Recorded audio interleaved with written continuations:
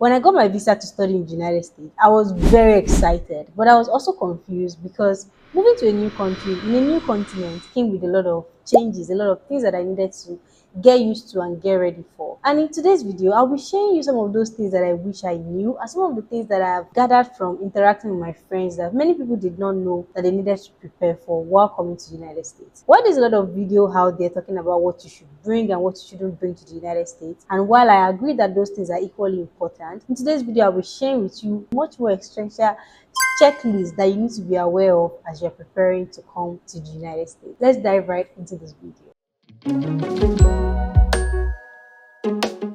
Welcome and welcome back. If you're returning, thank you so much for coming back to the DIY Grad channel. And if this is your first time, welcome. This is the DIY Grad channel. My name is Tolu. I am a recent Masters of Biology graduate from the Minnesota State University, Mankato in the United States. So today's video, I'll be talking about checklist of things that you need to prepare for as you prepare to come to the United States. And top on this list is housing and accommodation. Housing and accommodation, how it works in the United States is a bit different, not a bit, widely different from how it works where I came from. So there was a lot of things that I needed to get used to. So there are two types of accommodations that you can really have as a student or an international student in the United States. You can have on-campus accommodation or off-campus accommodation. So on-campus accommodations are accommodations that are provided by the school. They are usually more equipped. You have to pay for like a dining services because you get food, and they are usually more expensive, like way expensive. So most international students don't readily go for this, right? But if you have the money and you think that that is what is much more convenient for you, then go for it. But on the other side, which is what I'll be focusing more on today, is off-campus accommodation. It gets tricky. It gets really tricky because you are sourcing it for yourself and it's not like sourced by the school. It's a bit tricky, but you can definitely get around it. So off-campus accommodation is a type of accommodation that people usually get apartments. And when we say apartments here, it means that they are like probably like 4 bedrooms, 2 bedrooms within the same confine. Like everybody has their rooms, but you guys have like some common areas that you share, maybe like the sitting area, the kitchen, and the bathroom, right? So depending on the number of bathrooms and the number of beds determine the number of people you are going to be sharing these common areas with. So how do you actually find a reliable off-campus accommodation? Like I said earlier, it's quite tricky because especially if you are planning to live with other people, and if these are people that you never knew, you're just going to be moving in with them, it can get really dicey. But something that I think is very essential, and what I did before I came here, is that as soon as I got my admission and my visa, I spoke right to my supervisor, the person that was assigned to me, to connect me with like people who are in the program that are Nigerians. I am a Nigerian.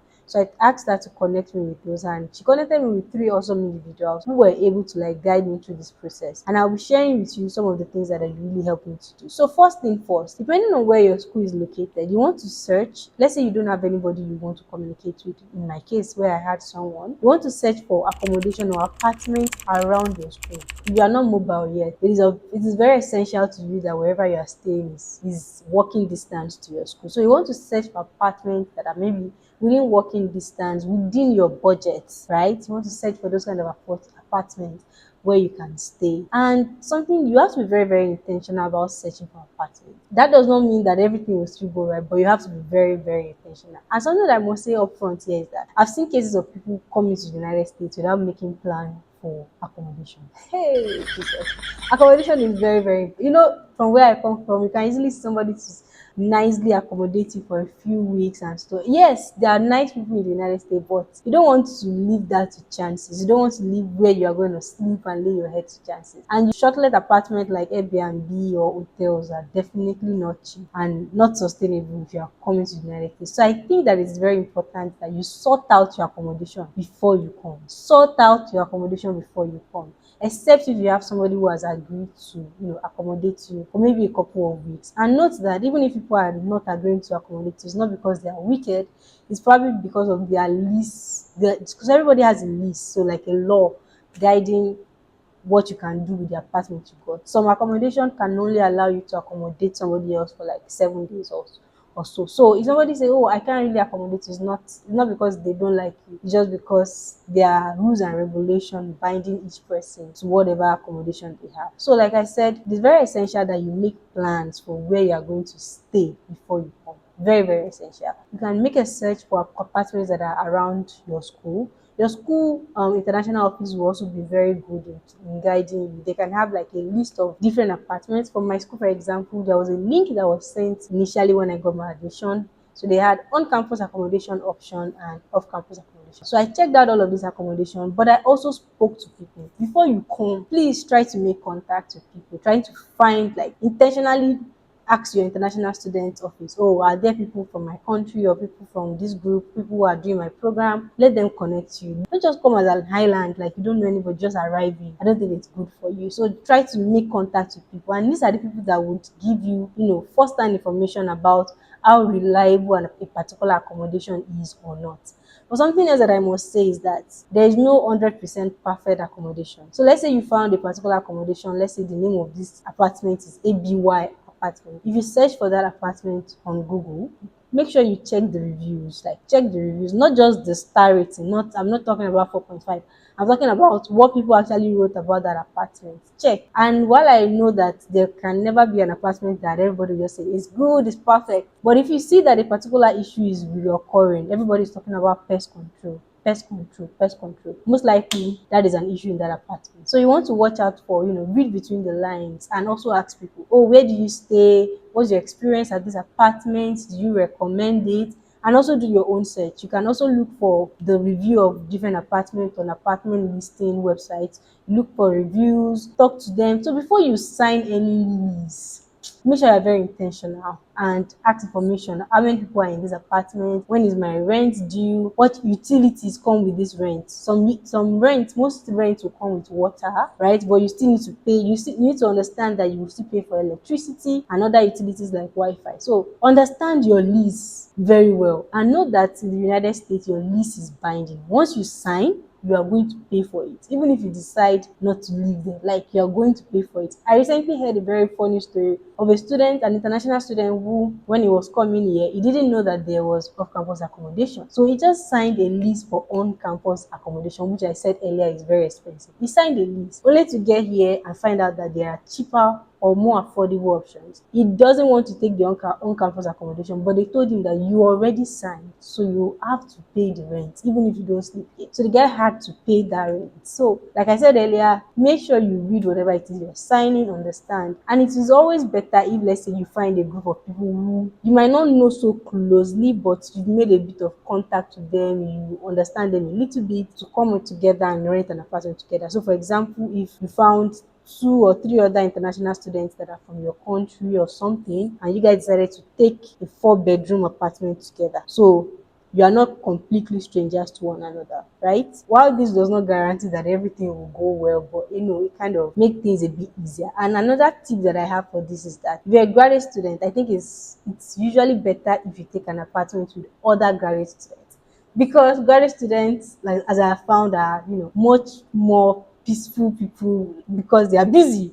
So I think it's better you take apartments with people of like mind. People, if you're a graduate student, I advise that you take apartments with other graduate students. But you should also not give room for meeting new people and all of that. But accommodation can be a bit dicey. And something else that can be an option, if it is available, is that you should sign lease, shorter lease. If you can sign a 6-month lease, it's kind of better because it gives you the grace to look for other options if things doesn't work out in that place. Like, let's say you don't like it, you don't like their services, you don't like the way things are run, or maybe you and your roommate have a lot of clashes, you can easily think, oh, 6 months will soon be over, I can move to another place. But if you sign a 1-year lease, you have to complete it, or you have to look for somebody to sublease to, which is a journey you don't want to start. And like I said earlier, start looking for your apartment before you come. It's just good for you. I'll just leave it at that. Look for your apartment, because the time that you are planning to come, there are also other people who are planning that they are going to come here and now start looking for apartments. And by the time you all arrive, you find that most of the off-campus accommodations are already taken. You are stranded, looking for where to squat and all of those good things. You really don't want to start off on a stressful note. So sort out your apartment and accommodation needs before you arrive in the United States. All right. So next on the list of things that you should prepare for as an international student coming to the United States is that you should understand the credit card system. In the United States, everything works on credit. And if you're somebody like me who doesn't like to borrow, the system encourages you to borrow. So the regular card you get from your bank, making reference, is typically the debit card. That means the money in that card is your money. So when you spend it, you are debiting your account, right? So but on the other hand, the credit card is a card that you get with money preloaded on it. So there's already money there, and the money is not yours. Think about it like that. If you think about it like that, it helps you. The money in that credit card is not yours. So you are spending in advance. But it's expected that when you spend in advance, you are expected to pay back on or before a particular due date, which depends on when you open the account. Everybody has different due dates for their credit card. So before you choose which company to or which bank to open a credit card with, you need to understand how the credit card works. Understand that you are somebody that you are able to meet up with, your due dates. Like if you're somebody who don't like paying off your debt, oh my god, it's going to add up really quickly, and it's going to add up with interest, not just add up alone. So the country makes money from people who don't like to pay their bills on time, and you don't want to be in that category. I always tell people that when you come here, yes, I encourage you to participate in using credit card, but I think it's take your time to understand it and not just rush into it, so you don't rush out with a lot of debt. Understand how credit card works, and understand that you are somebody who can meet up with the requirement of it. When I mean meet up, you can set up a system, like create a calendar reminder of this when I need to pay my bills and stuff like that. Because when you pay back the money you used on that credit card, you get your credit score. It reflects who you are, whether you are financially trustworthy, and your credit score is something that represents you across board. Even after leaving school, if you are going to get employment, some companies require that they know your credit score. The higher your credit score, it kind of shows that you are a more financially responsible person. So before you choose which company to open a credit card with, first thing to notice that as an international student, not all banks are going to give you a credit card, because you don't have like a credit history. You're not yet trustworthy. Not all banks will want to, but there are a few banks, or like there are a few financial institutions like Discover credit card, which will give an international student upfront up to 2,000 credits to spend. So you have 2,000 in your card initially to spend. And the good thing is I'll be sharing my referral link, and when you open up the Discover card with that referral link, your first $100 spending on that card will be for free. So you don't have to pay back that first $100, and I also get a bonus for referring you. So you can look at the link in the description for the Discover credit card, how to open up your Discover credit card. Many people try to open up a lot of credit card. I don't think you need it. Sincerely, the credit thing, like building your credit, I don't think it's so important right now as an international student. It matters more for your future in the United States. So don't be in an hurry to build up 1,000. You want to get a 1,000 credit card. I don't even like, just don't be in an hurry. Like that's just it. Don't say, oh, I want to get a lot of credit cards so that I can build my credit. Take your time. Take your time. Make sure you are diligent with one first before you try to get another one. So like I said, understand the way credit card works before you try to use it. Don't feel forced to open it. There are definitely people who are living in this country without a credit card. Is it good? Maybe not, because it's good to have a good credit score. You might need it if you want to get like something substantial, like you want to buy a house, you want to get a car. Yes, you might need to have a credit score, but don't feel compelled to start immediately you get to the United States. Take time to understand. And like I said, you can use my referral link in the description to open up your Discover credit card and get your first $100 spending free without paying back. Something that is also really very interesting and important that you can start preparing for even before you get to the United States is about preparing for driving. If you are moving to a big city, right, there is easy access to transport, because the big cities are usually more populated and their transport are usually more in check, or let me put it that way, more controlled. So you have access to more public transport. But if you're living in a smaller city, you most likely would probably need to get your own car. Even if you're living in a big city, there's just ease of having your own car. So, and the way it works in the United States, you don't just arrive and start driving a car. You need to go through a due process. Before you get your driver's license, you will take the learner's permit test. So it's like an online test where you get to like test that you have the basic knowledge, right? Before you actually get on the road side. So you take that learner's permit, then you take a actual driver's test. So you can start preparing for that learner's permit. You can easily access the document. So each state has like a driver's instruction manual. So you can just search, oh, Minnesota's driver's instruction manual that I can read. So you can start reading it even before you come. If you are somebody that you plan to come and immediately get a car. So I think it helps you because there's a lot of stress that is going to happen within the first 2-3 months already. And getting the driver's license might not really be on your list as at then. But if you've already prepared for like taking the learner's permit test, you have less things to worry about in that first 3 to 5 months that you arrive. So start reading for it. You can also take online practice tests to prepare you. Driving in the United States is very, very regulated, but it's I would say it's predominantly safe once you understand how traffic works, how changing lanes work, and all of that. And another thing is that if you have a foreign driver's license from your country, it kind of speeds up the process. You still need to take the learner's permit, but somebody who did not have a driver's license from a foreign driver's license would have to wait longer. So for example, in Minnesota here, if you did not have a driver's license from your a foreign driver's license, you have to wait maybe 3 months to take your driver's test. But if you had a driver's license from your home country, then I think you can take it immediately after taking the after passing the learner's permit online test. So yes, if you have some free time on your hand, this is what you can be doing. Apart from fantasizing about the United States, you can start reading, search for your state, driver's instructions manual, and start getting yourself ready for this journey.